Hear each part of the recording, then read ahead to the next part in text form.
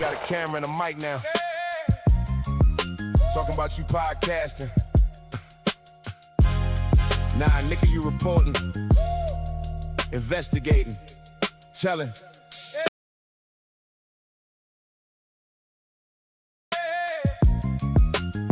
You calling the content? Nah, call it what it is, rat. They telling on the tube. That ain't podcasting, that's ratting, my dude. Who you? Are you the police? Selling on the OGs, hiding in the bedroom, doing what the feds do.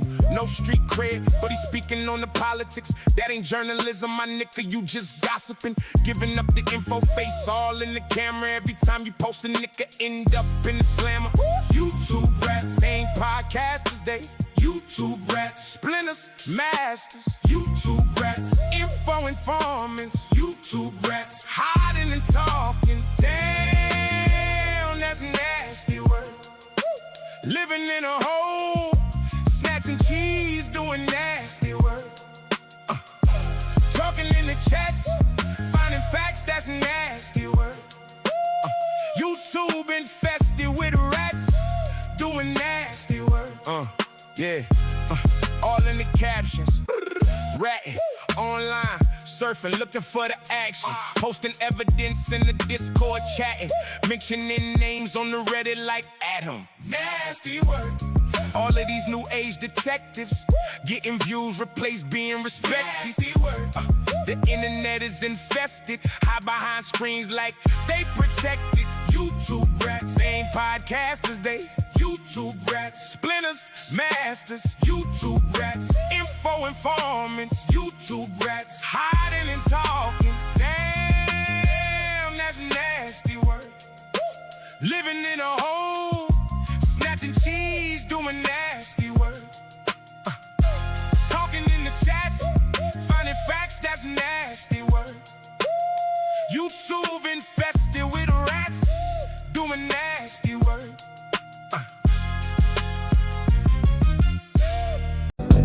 Old niggas coming out retirement. Don't be mad, UPS is hiring. I'm always working even in my silence, but y'all only respect money and violence. Call my name, I'm like, who is this? King of what? Come on, nigga, that's ludicrous. Trap where niggas don't know you for moving bricks. Rapping ass nigga, all you do is movie lips. Uh-oh. Wait a minute, hold on, wait a minute. It was a little acting there too. Wait a minute. I don't think he got touched there. You see his girl like, I think, yeah, she like, babe, come on. Hey, Boots is our entertainer here every night. God. Damn. Those jeans don't fit. You should have bought your size. What's this? How you walking them shit? Nigga, please. You catching yeast infection in your knees. Goddamn those jeans. For a nigga 5'3".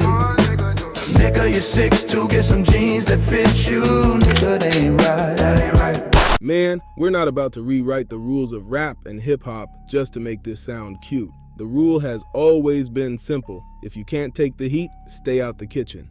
Now we're on day 5, and rappers are still reacting to what Jay-Z said about battle rap and hip-hop.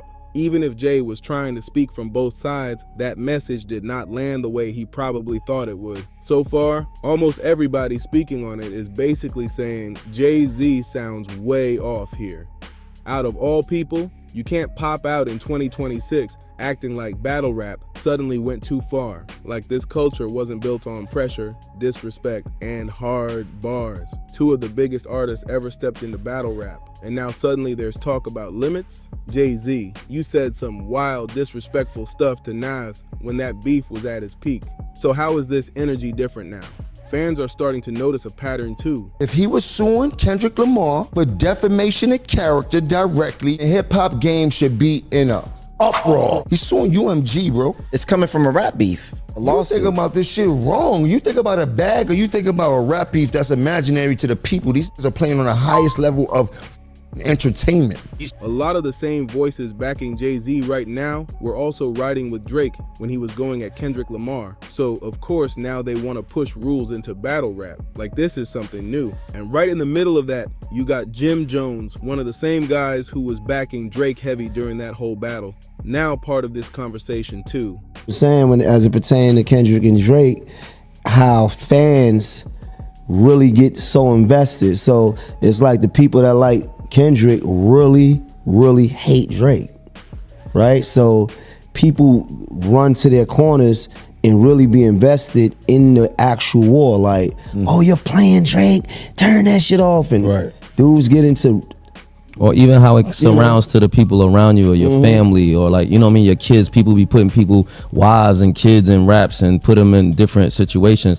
Those things didn't used to happen in the battles and beasts before. You're not a fan of what? I'm not a fan of using people's wives or kids to engage. I mean, even though there's no rules, but that's like that shows a lot about your character as a man. Like to me, you're not really that tough. You know what I mean? Like, yeah, that's very interesting. That's very interesting because I seen people critiquing Hove for saying that when he was the one that kind of took it to a place with Nas that people said, oh, he took it too far. Yeah, but like I said, there's no rules when you're trying to get the edge in the war. Like I personally didn't think that was too far.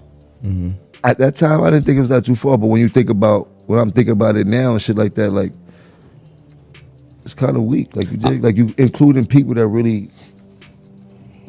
You know what I mean? I also think Hove perspective is also in hindsight. Like he's saying it now as a different evolved man in life. You know what I'm saying? So you're looking at all that stuff. You got a different kind of like you looking at it like your kid, like he don't want his kids in raps and all of that. But like when, like you said, when at the time where he was engaging and he was 20 or 30 years old, you're not thinking in that same light. You thinking at a different light as an older man with businesses, and you got stuff you thinking, more maturely and don't see why somebody would put somebody's family in something. But when you're young, you say whatever. Everybody's a target, 100%.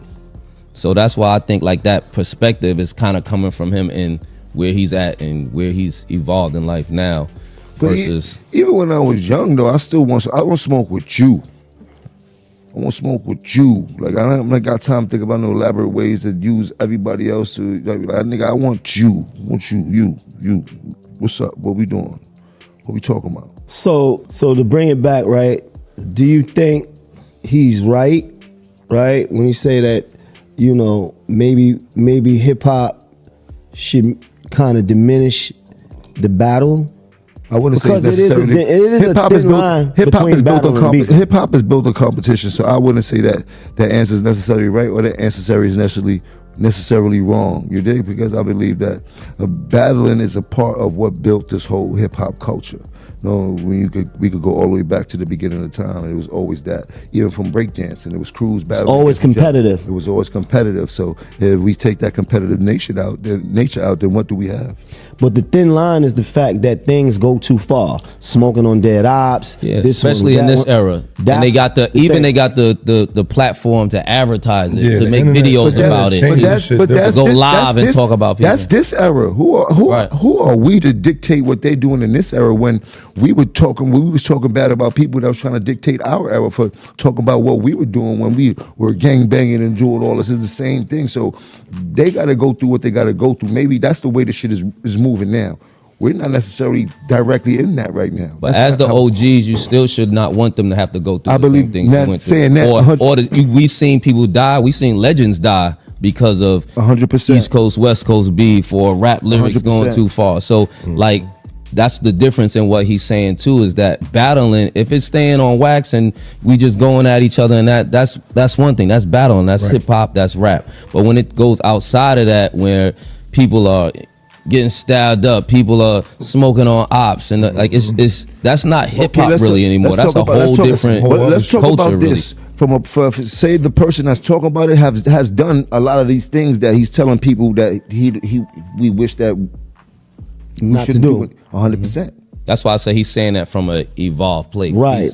when he was younger, he wouldn't have said that. But like now, as he's looking as the OG, and that's what I'm saying. A lot of times we gotta let people live their life. Also, like we can't impose our will because we know it all. Yeah, we could tell them to give them. But I don't think it's imposing the will. It's more of his perspective, and I think sometimes, yeah, you do gotta let people live their life. But I don't think there's nothing wrong with putting things out there 100%. for people to pick up on, so they don't have to learn the hard way. 100%. You know what I'm saying?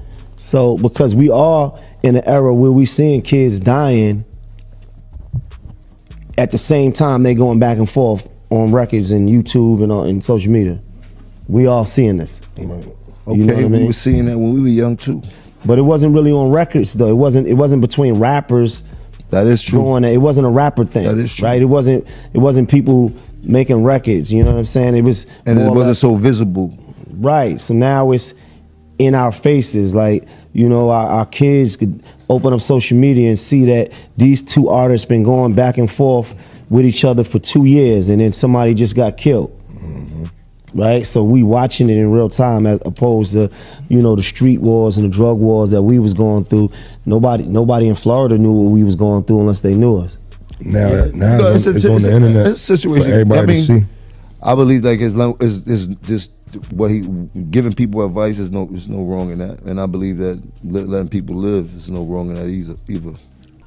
I did see a lot of like people having opinions on it, you know, but you know, how you feel about it? The line has been blurred between what is a legitimate battle and what is beefing. I don't know where that is, because if you bringing up street stuff, you bringing up personal things, you bringing up things that may be deemed a strike at my character. Now I'm thinking that we need to take it up another level, because now it's not just regular. We saying things that are maybe aimed at our characters or to discredit each other. But that also was part of battling as well. So like even like say like the URLs or any of those battle leagues, they talk to each other crazy. None of them afterward are going to shoot each other up. It's just part of the battle. So that's what I'm saying. Like the street culture mixed in with that. That's why that's another thing. That's not really hip hop. URL is hip hop. They could battle and walk away from it. At the end of it, they actually shake each other's hand, dap up. But they during the battle, they really are talking to each other as disrespectful as they can. They talking about their families, their girlfriends. That's a good example. You know what I'm saying? So it's just what it becomes when it goes outside of just battling. You know what I'm saying? About just rapping. I think that's more because that's a league. As you already know, Drake been showing Dipset major love for a minute now. He even brought them out on stage during one of his New York shows, putting that spotlight right back on them like that. Now fast forward to today, on a fresh episode of Let's Rap About It, Jim Jones came through with a take that got people talking crazy. What he said next? Yeah, it got real controversial real quick. Now this is where the whole conversation starts getting real layered, real fast. Jim Jones basically broke it down like this. People are looking at this whole situation the wrong way. He's saying a lot of fans are treating this like it's just entertainment or just another rap beef. But on that level, nah, this is high stakes moves in the game where perception, money, and reputation all collide at once. And when it comes to Kendrick Lamar and Drake, he pointed out how deep fans get into it. People really pick sides like it's a real war, not just music. And once that happens, everything starts getting personal real quick. You got fans saying stuff like, turn that off if you playing Drake, or going at each other heavy just off loyalty alone. That energy don't just stay online either. It spreads into real life circles, families, even how people move day to day. And that's where things start crossing lines, because once the crowd gets emotionally locked in like that, the pressure on the artist goes up too, and suddenly it's not just bars anymore, it's bigger than rap. And this is where Jim Jones really drew a line that got people talking. He straight up said he's not a fan of bringing wives and kids into rap beef, even if there are technically no rules. He kept it real simple. If you gotta drag family into it, that says something about you. To him, that don't make you tougher. It actually makes it look weak, like you can't handle the person directly, so you reaching for extra angles. At the same time, he wasn't acting like rules suddenly exist either. He admitted straight up that battle rap has always been about going as far as you need to win, and nobody can deny that's part of the culture. But the difference now, he's looking at it from a grown perspective. Back then, when artists like Jay-Z were going at Nas, it was all about winning in the moment, no thinking about long-term consequences. Now it hits different. When you older, got family, businesses, real responsibilities, you start seeing things from a whole new angle, and suddenly certain lines just don't sit right anymore. And this is where the generational shift really shows itself. Jim Jones made it clear. The game didn't change overnight. The environment around it did. Back then, things were happening, but it wasn't all in your face like it is now. Today, everything is on social media, live streams, videos, and timelines, so every move gets amplified way louder than before. He pointed out that now you can literally watch a situation build in real time. Artists going back and forth for months, even years, and then something serious happens and everybody saw it coming. That's a whole different level of exposure compared to the past. Before, if something went down, only people close to it really knew what was happening. But now the whole world is watching it unfold step by step. And because of that, the stakes feel way higher. It's not just about bars anymore. It's about image, pressure, and how things can spiral when the whole internet is locked in and reacting to every single move. And this is where the line really starts getting blurry. Jim Jones broke it down. There's a big difference between battling and real beef, but right now, those two are getting mixed together heavy. He explained that real battle rap, like what you see in leagues, is straight competition.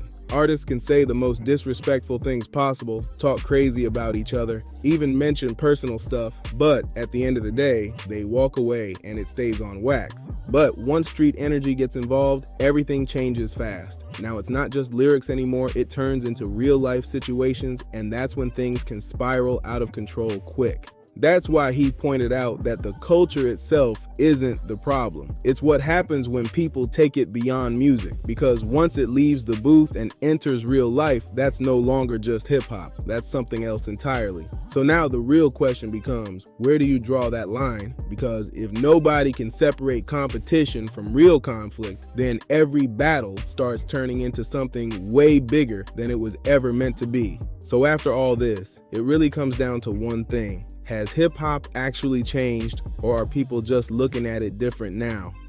Because on one side, you got voices like Jim Jones saying some lines just hit different when you grow and see the bigger picture. But on the other side, this culture was built on competition, pressure, and saying whatever it takes to win, and that's something fans don't want to see watered down. So where do you stand on this? Did things really go too far, or is this just how the game has always been?